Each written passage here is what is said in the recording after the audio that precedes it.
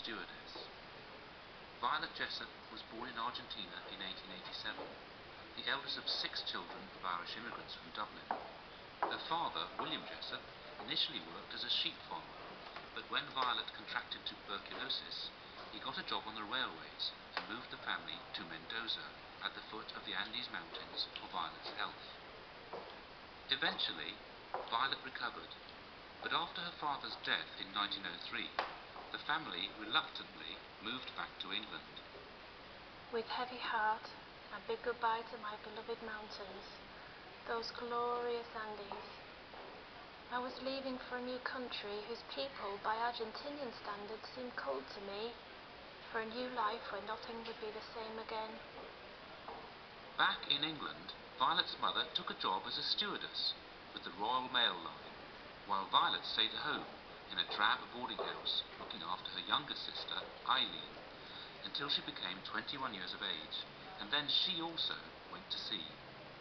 First on the Olympic, and then after a year joined the Titanic on her maiden voyage as a first-class stewardess.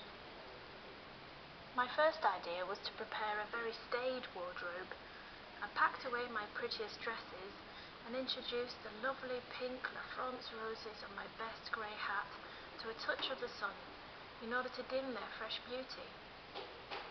Mother and I called it a man-frightening wardrobe and felt sure it would satisfy a paternally inclined shipping company. Violet was awake in her bunk when Titanic struck the iceberg, and after going up on deck where she helped passengers into the boats, she was ordered into lifeboat number 16 by an officer, who handed her a baby as the boat was being lowered. She spent the following 8 hours cradling the baby until the Carpathia came to the rescue. After spending several days in New York, Violet returned to England on the Lapland. During the First World War, Violet worked as a nurse for the Red Cross and was on the Britannic when it sank in the Aegean in 1916. She later returned to the Merchant Navy. James Crimmins, fireman. James Crimmins was born in Southampton in 1891 and was living at number 7 King Street when he signed on the Titanic as a fireman, possibly the most hazardous and dirtiest job for any seaman on a ship in 1912. James was paid £5 a month and worked in the most uncomfortable of conditions, not only extremely hot and dirty, but often bent double shoveling the coal into huge boilers. An added danger on Titanic's voyage was the fact that a fire had been smouldering in number 10 coal bunker, and it took 12 men, including James, to work the coal, trying to get to the base of it and get it under control. The fire was still burning when the collision occurred, knocking James off his feet. He stayed in the engine room until he heard the cry, "Every man for himself," and then dashed up on deck, where he managed to get away in the last lifeboat, number 13. I was the only one in the boat who was half naked, and a woman passenger, the wealthy Mrs. J. Astor, ripped her big fur muff down the middle to wrap around me. That saved my life. James died on February the 15th, 1965, at the Salvation Army Hostel in Southampton. Isaac Maynard, entree cook. Isaac Maynard was born in Sussex in 1880 and signed on the Titanic as an entree cook when he was 31 years old. He was married, without children, and lived in Highfield Road, Southampton. He had been transferred from the Olympic, as many of the crew had been hand-picked for the Titanic. He was paid £7 10s a month. He was saved in Collapsible B, which was on its side with Officer Lightoller and 25 other men clinging to it.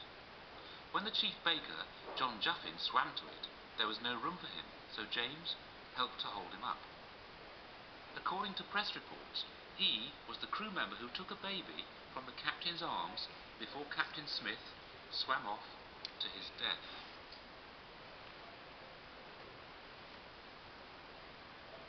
Frederick Fleet, lookout.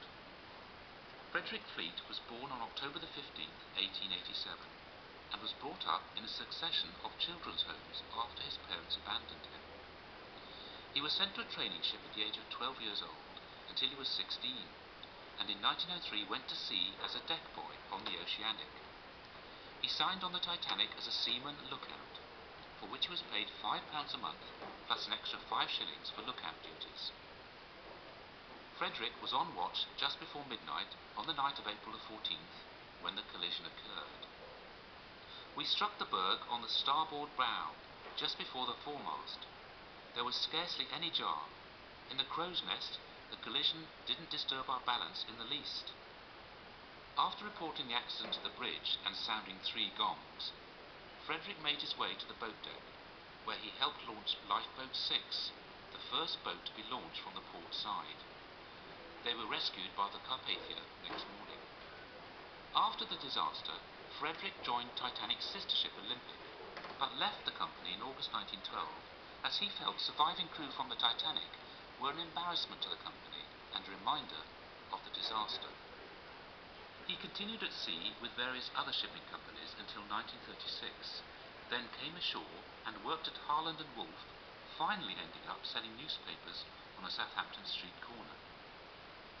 After the death of his wife, in a depressed state, Fred hung himself on January the 10th, 1965. He's buried in Hollybrook Cemetery, Southampton.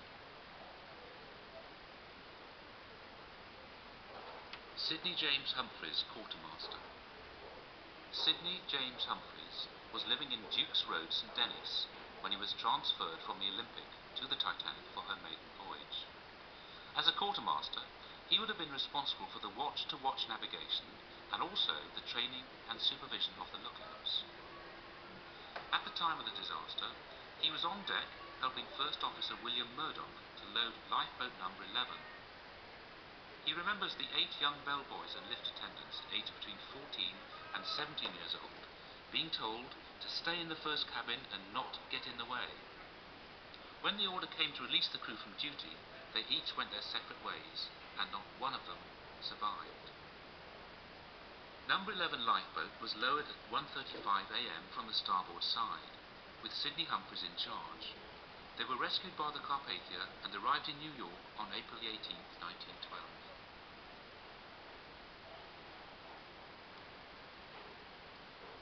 Lucy Violet Snape, second-class stewardess.